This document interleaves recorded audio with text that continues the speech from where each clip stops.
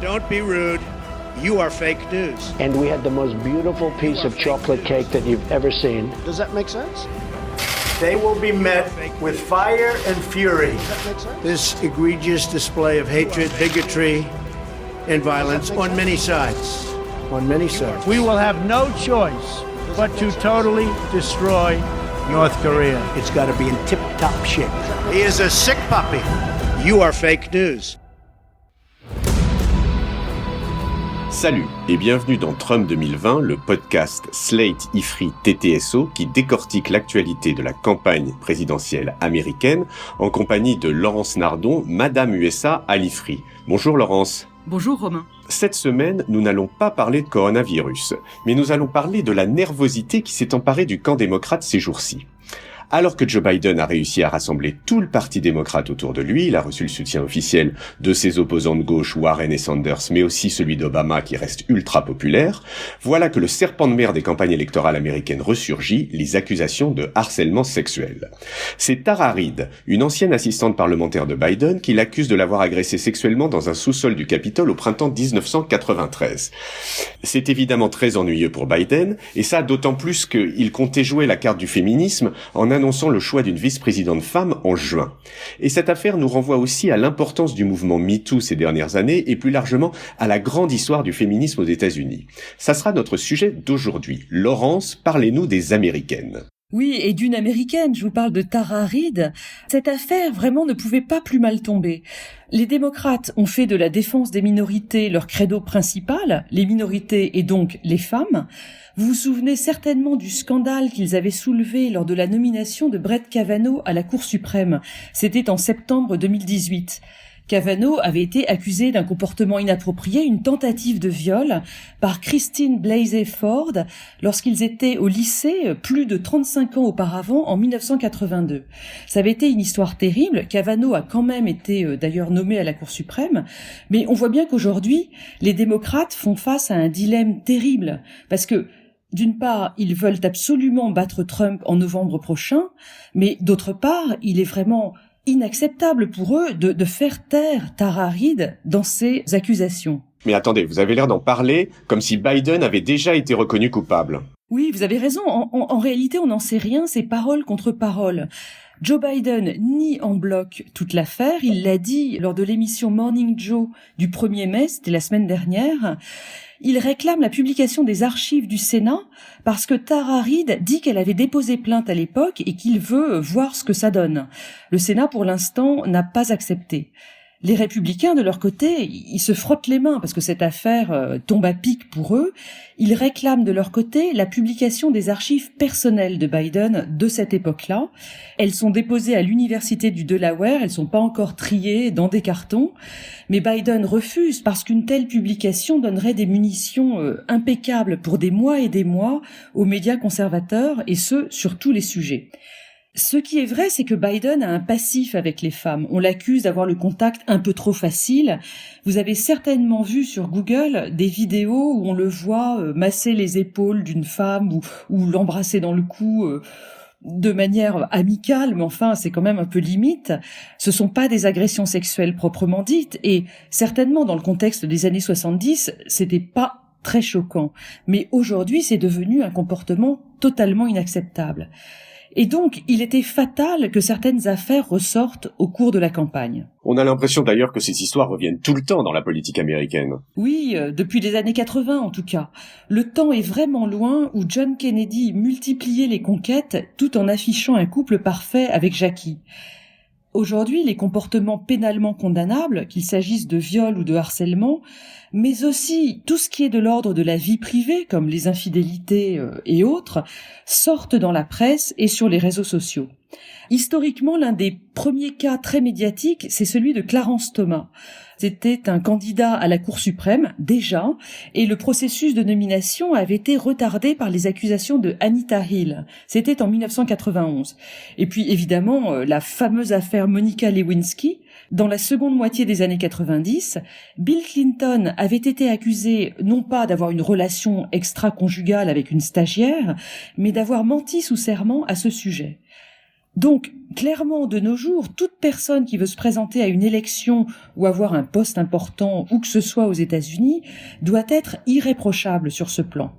On peut très certainement y voir une trace du puritanisme des pères pèlerins quand ils sont arrivés sur le Mayflower, renforcé aujourd'hui par le panoptique des réseaux sociaux. Vous dites irréprochable, mais Trump n'est pas du tout irréprochable et pourtant il a été élu. Oui, alors ça, c'est le mystère du phénomène Trump. Cet homme a été accusé effectivement de harcèlement sexuel ou d'agression sexuelle ou de viol par près de 25 femmes depuis les années 80. On se souvient par exemple aussi de l'enregistrement dans lequel on l'entend se vanter de pouvoir faire tout ce qu'il veut avec les femmes, grab them by the pussy. Je ne traduis pas. C'est la cassette audio Access Hollywood qui date de 2005 et qui est sortie en 2016 en pleine campagne. Et comme vous le disiez, il a été élu. Alors pourquoi ? En ce qui concerne sa base populiste, ses sorties de route sur les femmes, ça passe complètement parce que ça correspond à son positionnement viril, trash, anti-système. Là où c'est beaucoup plus étonnant, c'est quand on regarde sa base conservatrice, ces fameux chrétiens qui sont très sourcilleux sur les questions de morale privée. Eh bien, ils ont continué à le soutenir après l'affaire de la cassette Access Hollywood. Le calcul pour eux, c'était que en élisant Trump, ils allaient pouvoir obtenir ces fameux juges conservateurs pour mettre fin, entre autres, au droit à l'avortement. Mais alors justement, Laurence, est-ce que vous pouvez nous en dire un petit peu plus sur la situation des femmes aux États-Unis ? Eh bien, la situation concrète des femmes aux États-Unis, elle est un petit peu en dessous de la moyenne de l'OCDE. Je vous donne un indicateur économique. Les écarts de revenus entre hommes et femmes aux États-Unis en 2018, elle est à peu près 19%, contre 13% seulement en France. Et côté politique, au Congrès, les élections de novembre 2018 ont amené presque 24% de femmes élues. Et là encore, on fait mieux en France. On a 32% de sénatrices et 39% de députés depuis juin 2017. Bon, donc une situation qui est pas terrible, mais qui est pas non plus catastrophique si on regarde le monde entier. Pour le reste, vu de France, on a souvent l'image d'une société dans laquelle les relations hommes-femmes sont un peu agressives, pas très amicales, avec un féminisme américain qui serait très revendicatif. Bon, c'est une appréciation très subjective, mais qu'on ressent, nous, Français, quand on habite aux États-Unis. Le féminisme américain, qu'est-ce que c'est spécifiquement ? Eh bien, la pensée féministe, en réalité, elle apparaît avec les Lumières. Et du coup, on voit des développements et des avancées qui sont globalement similaires dans les pays d'Europe, Grande-Bretagne, France, Allemagne et aux États-Unis. Nous, on a Olympe de Gouges pendant la Révolution française, par exemple. Les États-Unis, eux, ils ont eu la convention de Seneca Falls en 1848, avec une déclaration des droits. C'est l'époque du féminisme de la première vague, qui réclame les droits politiques, principalement le droit de vote et le droit à l'éducation. Côté américain, justement, le droit de vote sera obtenu par les Américaines en 1920, avec le 19e amendement. Alors, féminisme de la première vague et ensuite un féminisme de la deuxième vague dans les années 60, avec une auteure américaine comme Betty Friedan, par exemple, qui a publié The Feminine Mystic en 1963. Elle dénonce l'enfermement des femmes dans des rôles sociaux étouffants. Donc, la deuxième vague, c'est un mouvement de libération sexuelle et sociale grâce à la contraception.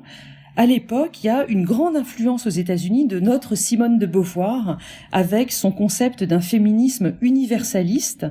Le féminisme universaliste, c'est l'idée que tous les êtres humains naissent avec un même cerveau et qu'après, la féminité est une construction sociale. On ne naît pas femme, on le devient. Ce féminisme-là s'oppose au féminisme essentialiste qui considère que être une femme, c'est par nature différent. Et il y a des conséquences philosophiques très importantes, évidemment. Là, c'était les années 60 et la deuxième vague du féminisme. Est-ce qu'il existe un féminisme de troisième vague ? Oui, tout à fait. Il y a un féminisme de la troisième vague. Il apparaît dans les années 1990, en même temps qu'apparaît la théorie du genre. Vous savez, cette théorie dont l'une des fondatrices est Judith Butler et qui explique que finalement, le fait d'être un homme et une femme, c'est avant tout un rôle social, bien plus qu'une réalité biologique. C'est une théorie qui est extrêmement intéressante, je trouve, très controversée. Mais elle n'est pas forcément centrale dans le féminisme de la troisième vague. Ce qui forme le socle du féminisme de la troisième vague, c'est ce qu'on appelle l'intersectionnalité, un concept dont je vous ai déjà parlé. Il a été théorisé par cette sociologue américaine qui s'appelle Kimberly Crenshaw. Et l'idée, c'est que le féminisme, à lui tout seul, ne suffit pas à régler les problèmes de toutes les femmes. Parce qu'en réalité, beaucoup de femmes font face à d'autres discriminations dans leur vie, si elles sont issues d'une minorité, si elles sont handicapées, si elles sont pauvres. Il y a donc un certain nombre de discriminations qui s'additionnent. Et en réalité, les théoriciennes de l'intersectionnalité, elles s'en prennent un peu au féminisme à l'ancienne, qui ne bénéficiait au final qu'aux femmes blanches, diplômées, relativement riches, qui ne faisaient pas face à d'autres discriminations dans leur vie que celle d'être une femme. Et depuis les années 2010, on commence aussi à parler d'une quatrième vague, c'est-à-dire une nouvelle transformation du féminisme qui, pour le coup, est très liée à l'apparition des réseaux sociaux. Les réseaux sociaux permettent de porter des revendications, de mener des combats beaucoup plus facilement, et ça fait évoluer les objectifs du féminisme qui prend l'offensive très clairement aujourd'hui dans cette quatrième vague. Là, vous parlez du mouvement MeToo, Laurence. Oui, absolument. Ce mouvement, donc, il est apparu à l'automne 2017, lorsque certaines femmes ont sorti des accusations extrêmement graves contre Harvey Weinstein, donc ce mogul de l'industrie du cinéma hollywoodien, qui a été accusé au final par près de 93 femmes, donc des actrices, mais aussi des mannequins, des femmes qui travaillaient dans cette industrie. Il a été condamné à 23 ans de prison ferme cette année, et d'ailleurs il va faire appel. Mais au-delà de l'affaire Weinstein, le mouvement MeToo a vraiment eu un retentissement très très important. Il a permis une libération de la parole qui a donné lieu à des dénonciations en cascade dans de très nombreux pays. Malgré un certain nombre d'abus, on peut quand même y voir la fin de l'impunité pour tous dans tous les secteurs professionnels et à tous les échelons de la société. Ce qui est une bonne chose. Mais revenons à Biden. Si sa candidature ne part pas en vrille sur cette affaire Tara Reade, il avait prévu d'annoncer son choix de vice-présidence en juin. Alors là-dessus, c'est quoi vos pronostics ? Il y a plusieurs candidates dont on parle beaucoup dans les médias et qui pourraient faire d'excellentes vice-présidentes pour Joe Biden. La première dont on a déjà parlé souvent, c'était Kamala Harris.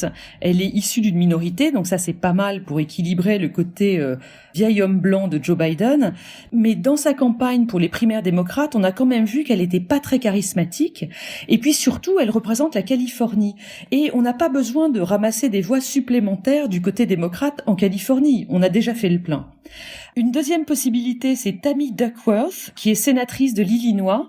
Elle est Asian American, elle a eu un bébé l'année dernière, mais surtout elle est vétéran de la guerre d'Irak où elle a perdu ses 2 jambes. Un troisième nom, c'est celui de Stacey Abrams, qui a été élue du corps législatif de Géorgie. C'est une militante africaine-américaine du droit de vote pour les minorités, mais elle a perdu les élections au poste de gouverneur de cet État en 2018. Donc, 3 candidates très solides, mais Biden a-t-il besoin de plus de soutien de la part des minorités ? C'est pas sûr. Souvenez-vous du vote de Caroline du Sud qui a sauvé sa candidature en février dernier. Là aussi, on peut penser qu'il a fait le plein du vote des minorités aux États-Unis. Et du coup, je vous cite 2 autres noms pour terminer, des femmes qui ne sont pas issues de minorités et qui viennent tous les 2 du Midwest, une région que Biden doit absolument gagner. Premier nom, Amy Klobuchar, la sénatrice du Minnesota, qui a fait campagne dans les primaires démocrates presque jusqu'au bout. C'était une candidate assez forte. En ce moment, elle fait des fundraisers sur Zoom avec Biden. C'est sans doute une indication qu'elle est dans la shortlist.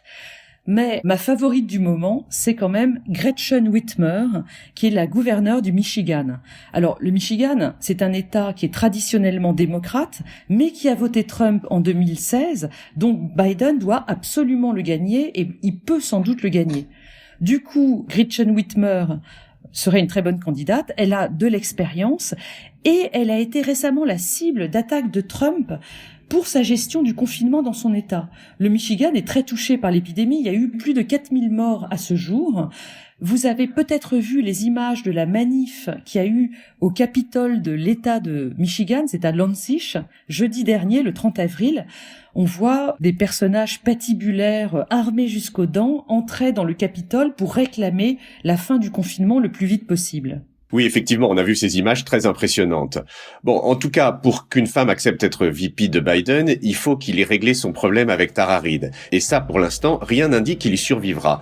Merci Laurence, et à la semaine prochaine. Merci Romain.